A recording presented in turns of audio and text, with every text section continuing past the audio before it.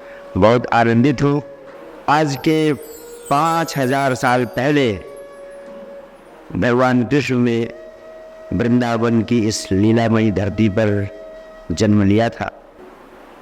वास्तव में सच्चे अर्थों में भगवान कृष्ण का जन्मोत्सव कैसे मनाया जा सकता है, इसी संबंध में आज आपसे बड़ी महत्वपूर्ण चर्चा करना चाहूँगा। वास्तव में भगवान कृष्ण ने गीता में बड़ी अद्भुत बात कही है।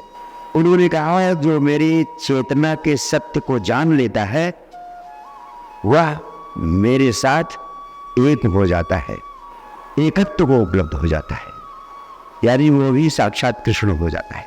वास्तव में कृष्ण मेरे लिए बहुत महत्वपूर्ण है, इसलिए नहीं कि वह भगवान है या परमात्मा है, वह मेरे लिए इसलिए महत्वपूर्ण है क्योंकि इस पृथ्वी पर जिस रूप में वह रहे आपकी पूरी संभावना का प्रतीक है। यानी आप सबकी संभावना है कि आप उस अवस्था को उपलब्ध हो सकते। ये कृष्ण का पहला संदेश और यही कृष्ण का सबसे महत्वपूर्ण संदेश है और यही कृष्ण का अंतिम संदेश भी है। तुम्हारी वो सारी संभावनाएं हैं। कौन कौन सी संभावनाएं हैं? जो कृष्ण के जीवन में प्रकट हुआ, जैसा जैसा वे जी सके वैसा वैसा तुम भी जी सकते हो, जैसा जैसा वे रहे वैसा वैसा तुम भी रह सकते हो, जो जो उन्होंने किया वो सब तुम भी कर सकते हो। तुम्हारी चेतना का ही अंतिम विकास कृष्ण में होता है और तुम्हारी चेतना विकसित होकर जब पूर्णता को उपलब्ध होती है तब हम उसे कृष्ण कहते हैं। इसीलिए हम उन्हें पूर्णावतार भी कहते हैं, क्योंकि तुम पूर्ण रूप से विकसित होकर सिर्फ कृष्ण हो सकते हो। कृष्ण के बियॉन्ड और कुछ बचता नहीं। कृष्ण अंतिम शिखर है, परम शिखर है और तुम उस अवस्था को उपलब्ध हो सकते हो। कृष्ण का होना वास्तव में तुम्हें एक झलक देता है तुम्हारे मूल स्वभाव की, यानी मूल रूप से तुम्हारा स्वभाव वैसे ही है जैसा जैसा कृष्ण दिखते हैं। अगर कृष्ण को देखने और समझने की चेष्टा करें आप, तो जिस रूप में वो दिखाई देते हुए वो तुम्हारा मूल स्वभाव है। सिर्फ कृष्ण कहते हैं तुम उसे भूल गए और सिर्फ उसको याद भर करने की जरूरत है और तुमने अपने मूल स्वरूप को याद करने की, स्मरण करने की कला सीख ले तो तुम कृष्ण ही हो जाओगे। कृष्ण में कुछ बचेगा नहीं, कृष्ण का सब कुछ तुम्हारे भीतर प्रकट हो जाएगा। इसलिए मैं सबसे महत्वपूर्ण बात आपसे कहता हूं कि कृष्ण आपकी शुद्धतम चेतना का प्रतीक है।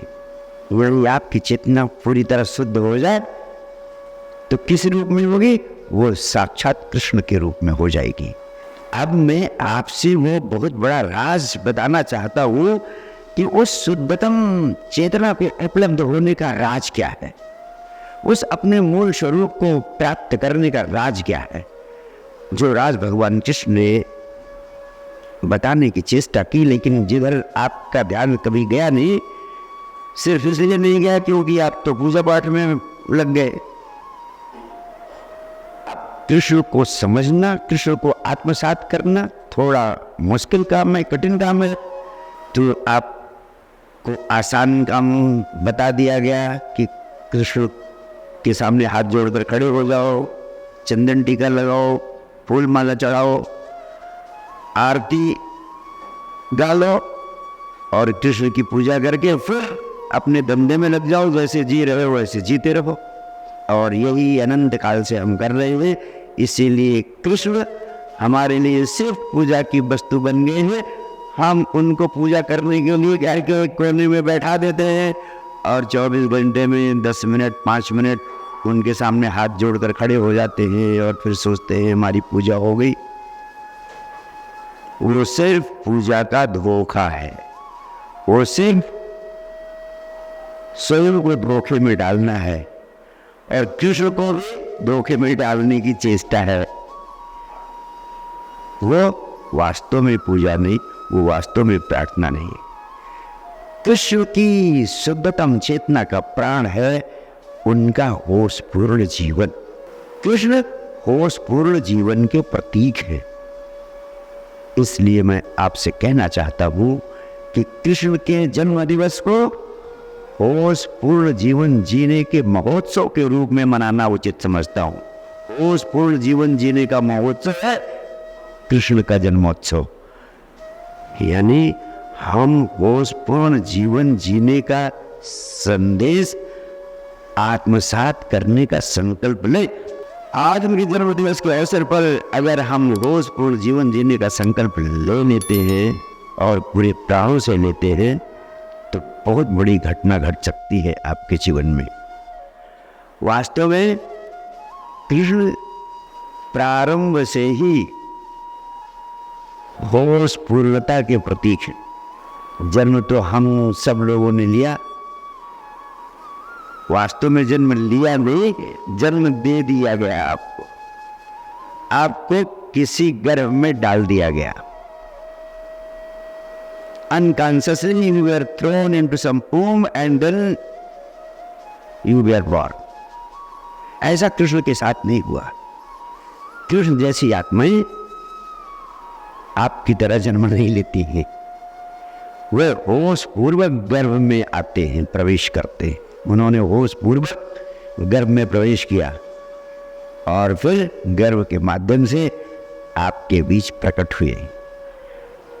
इसीलिए उन्होंने कहा यदा यदा धर्मस्य ग्लानिर्भवति भारत अभ्युत्थानम अधर्मस्य तदात्मानं सृजाम्यहम्।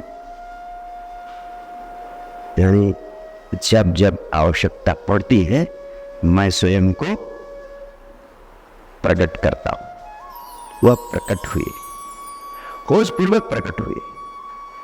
यहीं से उनकी चेतना का प्रारंभ होता है, होश के साथ। और फिर पूरी जिंदगी जो है उस किया उन्होंने, वो पूरा पूरा होश पूर्ण था।